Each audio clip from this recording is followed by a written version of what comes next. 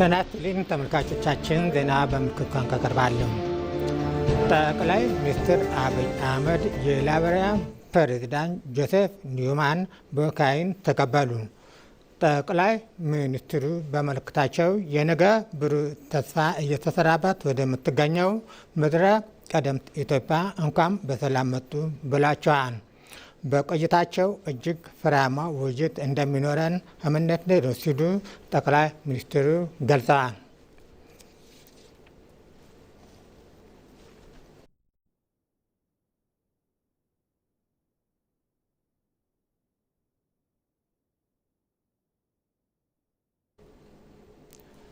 ለዘመናት ተቋማት የስርዓት አገልጋይ ያደረገው አካሄድ በመቀየር ኢትዮጵያ ወደ አዲስ የተቋማት ግንባታ ምዕራፍ ተሸጋግራለች።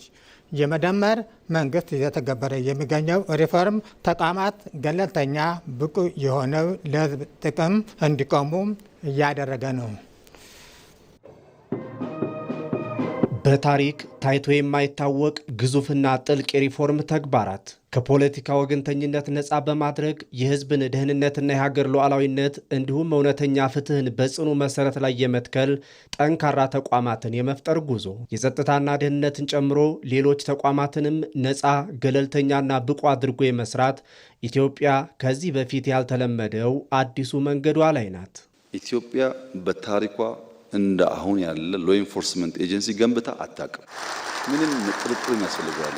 ዛሬ የኢትዮጵያ የጸጥታ ተቋማት የፖለቲካ መጠቀሚያ ሳይሆኑ በሰው ኃይል በአቅምና ዘመኑ በደረሰበት ትጥቅ በመደራጀት የኢትዮጵያውያን ኩራትና የሉዓላዊነት ጋሻ ሆነው በታሪክ አደባባይ ደምቀው እየታዩ ነው።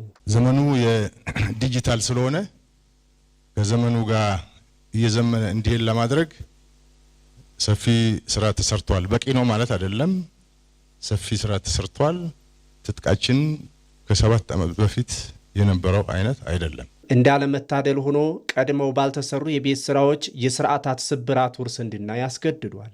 ይህ ደግሞ አዲስ የሚመጣው ስርዓት የቆየውን አፍርሶ ከባዶ የመጀመር የዜሮ ድምር ውጤት አድካሚ የታሪክ አዙሪት ነው። ደርግ መንግስት አጠቃላይ የአፄውን መንግስት ተቋማትን የአፄውን መንግስት ህሳቢዎችን መልካም ነገሮችንም ማንሳትም ማጉላትም የማይፈልግ የነበረ ግን እንዳጠቃላይ ያንን በማፍረስ ላይ ጀመረና ከማፍረስ በመጀመሩ የተነሳ እሱ ደግሞ ወዴት እንደሚሄድና ምን እንደሚገነባም የተቸገረበት በብዙ ውጥረት ውስጥ የሆነ መንግስት ነበር።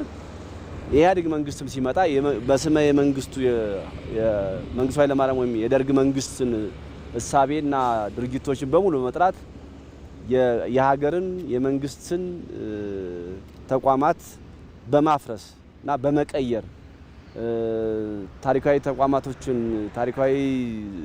ታሪክ ጠገብ ተቋማቶችን ሳይቀር ታሪካዊ ተቋማትን እሳቤና ታሪክን ጨምሮ ከማፍረስ ይነሳል። ይህ ስር የሰደደ የታሪክ ጠባሳ ሊታከም የሚችለው ካለፈው ስህተት በመማርና ከግለሰቦች ይልቅ ለተቋማት የበላይነት ቅድሚያ በመስጠት ብቻ ነው። ለዘመናት የቆየውንና ተቋማትን የጥቂት ፖለቲከኞች መጠቀሚያ ያደረገውን አሮጌ ቀንበር በመስበር ኢትዮጵያ ወደ አዲስ የተቋማት ግንባታ ምዕራፍ ተሸጋግራለች። በአሁኑ ወቅት የሚስተዋለው የሪፎርም ትግበራ ተራ የቢሮክራሲ ለውጥ ሳይሆን ተቋማት ከስርዓት አገልጋይነት ተላቀው ለህዝብና ለሀገር ሉዓላዊነት ዘብ ቆመው ወይ ፍንክች የሚሉበት የተቋማዊ ነጻነት አዋጅ ነው።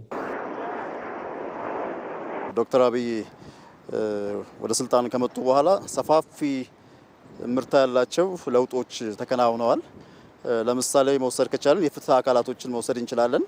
የፍትህ አካላት የፌዴራል ለምሳሌ ጠቅላይ አቃቤ ሕግ፣ ፍርድ ቤት ነጻ እንዲሆን ከዛ ባለፈ ደግሞ የሰብአዊ መብት ጉባኤው ላይ ኢሰመጉ ላይ ጠንካራ የሆነ ተቋም እንዲኖር ከማድረግ አንጻር ተገቢውን ድጋፍ መንግስት ያደርግ ቆይቷል። የህዝቦችን በደል ወይ ደግሞ ችግር ካለም ነቅሶ የማውጣት መብት ነበረው ለረጅም ጊዜ። ከዛ ባለፈ ደግሞ ምርጫ ቦርድ እንደምናውቀው በጣም ነፃ ሆኖ ህዝብን እንዲያገለግል ከማድረግ አንጻር ትልቅ ስራ ተሰርቷል። ከስከዛሬው ወጣ ባለና ያልተሞከረውን መንገድ መተግበር የመረጠው የመደመር መንግስት ተቋማትን በፈተናዎች ሸብረክ የማይሉ ዘመን ተሻጋሪ አድርጎ የመስራት የታሪክ ጥፋት ላይ ነው። የኛ ብቃት የኛ የለውጥ አራማጅነት የሚለካው ትናንትናን በመናድ ትናንትናን በማፍረስ እንጂ የጎደለ ሞልተን የላቀ የተሻለ አሸጋግሮ በመስጠት አልነበረም። የመደመር መንግስት ያልተሄደበትን መንገድ መጓዝ ይመርጣል። መዳረሻችን የሚያጓጓ ነው፣ አያስተኛም። የኢትዮጵያን ብልጽግና ማየት፣ የማትረዳ ኢትዮጵያን ማየት፣ ውብ ኢትዮጵያን ማየት እንቅልፍ የሚነሳ ጉዳይ ነው።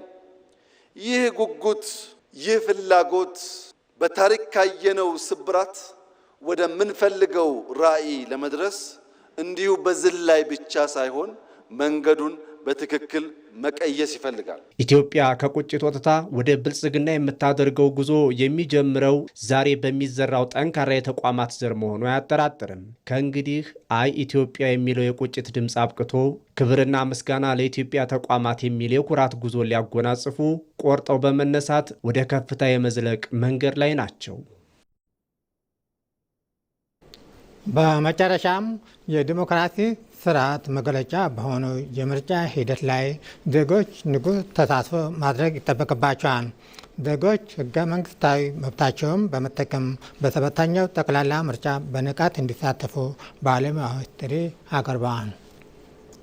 በዲሞክራሲያዊ ስርዓት ውስጥ የስልጣን ባለቤት ህዝብ ነው። ምርጫ ደግሞ ይህንን የህዝብ ስልጣን በውክልና ለሚመሯቸው አካላት በጊዜያዊነት የሚያስተላልፉበት የዜጎችና የመንግስት ቃል ኪዳን ነው። ለዚህም ሰላማዊና ዲሞክራሲያዊ ምርጫ በማካሄድ የኢትዮጵያን ሀገረ መንግስት ግንባታ ማጽናትን ይጠይቃል። የተረጋጋ የፖለቲካ ሽግግር ይፈልጋል የሀገረ መንግስት። ምርጫ ደግሞ አንዱ የተረጋጋ የፖለቲካ ሽግግርን ለማካሄድ የምንጠቀምበት ነው። የህዝብ ተሳትፎ፣ ህዝብ በፖለቲካ ተሳትፎ ውስጥ የሚገልጽበት ይሁንታን የሚሰጥበት ስለሆነ ህዝብ የመረጠው ፓርቲ ደግሞ የተሻለ ፖሊሲ ያለው ፓርቲ ነው አገርን የሚመራው። ያ የተሻለ ፖሊሲ ያለው ፓርቲ ደግሞ ምንም ጥያቄ የለውም የተጠናከረ አገረ መንግስትን የተጠናከረ ተቋማትን ይመሰርታል፣ ይመራል። ስለዚህ የተረጋጋ አገር ይኖረናል፣ የተረጋጋ አገረ መንግስት ይኖረናል ማለት ነው። ለኢትዮጵያ የዲሞክራሲ ስርዓት ግንባታ መጎልበት በምርጫ ሂደት የዜጎች የነቃ ተሳትፎ ወሳኝነት አለው። በህዝብ የተመረጠና ህዝብን የሚያገለግል መንግስት እንዲመሰረትና ለኢትዮጵያ የዲሞክራሲ ስርዓት ግንባታ መጎልበት በሚካሄደው ሰባተኛው ጠቅላላ ምርጫ ሂደት ዜጎች በንቃት መሳተፍ አለባቸው። ኃላፊነት አለበት ዜጋ መብት ብቻም አይደለም፣ የውዴታ ግዴታ ነው መምረጥ። ስለዚህ ምርጫ ደግሞ ህዝቡ ወጥቶ መምረጥ አለበት። መብቱም ነው ግዴታውም ነው። እንደገና አንድ ድምፅ እኔ ቢቀር ምን ችግር አለበት የሚለውንም መተው አለበት። አንድ ድምፅ ዋጋ ስላለው ዜጎች እምነት የሚጥሉበት ትረስት የሚያደርጉት አካል ነው ተመርጦ ሀገሪቱን የሚመራውና ከዛ አንጻር ያ የሚመጣው መንግስት ህዝብ የማይመርጠው ከሆነ በራሱ የሚመጣ ከሆነ ህዝቦች የማያውቁትና የማያምኑት ከሆነ ወይም ደግሞ የራሱ አጀንዳ ያለው ከሆነ ሀገር ትፈርሳለች። ሀገር ከፈረሰች ሁሉ ነገር አለቀ አይደለም። ያ እንዳይሆን ዜጎች ምን ማድረግ አለባቸው? መምረጥ አለባቸው። ዜጎች መሳተፍ አለባቸው። ምርጫ ላይ ተሳትፎ ድምጹን ሰጥቶ የሚሆነውን አካል ፕሮግራም ያለውን አሳማኝ ፕሮግራም ያለውን አካል መምረጥና ሀገር ዜጎች በሰላም ወደፊት እንዲቆዩ እንዲዘገዩ የማድረግ ስራ የመስራት የሁሉም ዜጎች ኃላፊነት ነው ብዬ ነው የማስበው። ለሰባተኛው ጠቅላላ ምርጫ ዜጎች የመራጭነት ካርድ በመውሰድ የዜግነት ግዴታቸውን እየተወጡ ይገኛሉ። ያለማንም አስገዳጅነት እድሜው የደረሰ ዜጋ ሁሉ የመራጭነት ካርዱን በመውሰድ የሀገሪቱን መጻኢ ዕድል የመወሰን ታሪካዊ ኃላፊነት አለበት። እኔ መርጬ ህብረተሰቡም እንዲመርጥ ነው የምፈልገው። ምክንያቱም ይበጀኛል፣ ያስተዳድረኛል ወደፊት ብሎ አስቦ መምረጥ አለበት። አሁን የምርጫ ክርክሮች አሉ። እነሱን በማዳመጥ ትክክለኛውን እንዲመርጥ መልእክቴን የማስተላልፈው። ለምርጫ እድሜው የደረሰ ዜጋ ወጥቶ በነቂስ መመዝገብ መቻል አለበት። የምርጫ ካርድ መውሰድ መቻል አለበት።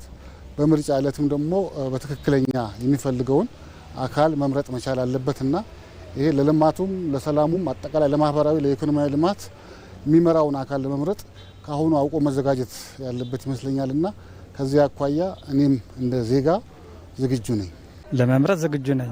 እኛም ካርድ ወስደናል። ቀሪው ህዝብ ካርዱን ይዞ እንዲሄድ ፈቃደኛ ነን። ህዝቡም በፈቃዱ መጥቶ ካርዱን ይዞ ሄዶ ግንቦት 24 የሆነኛን ያስተዳድረኛን የሚለውን መንግስት እንዲመርጥ ፈቃደኛ ሆኖ መቅረብ አለበት ህዝብ። የኢትዮጵያን ሀገረ መንግስት ግንባታ ይበልጥ ለማጽናትና ሰላማዊ የስልጣን ሽግግርን ለማረጋገጥ በመጪው ሰባተኛው ጠቅላላ ምርጫ የዜጎች የነቃ ተሳትፎ ወሳኝ ነው።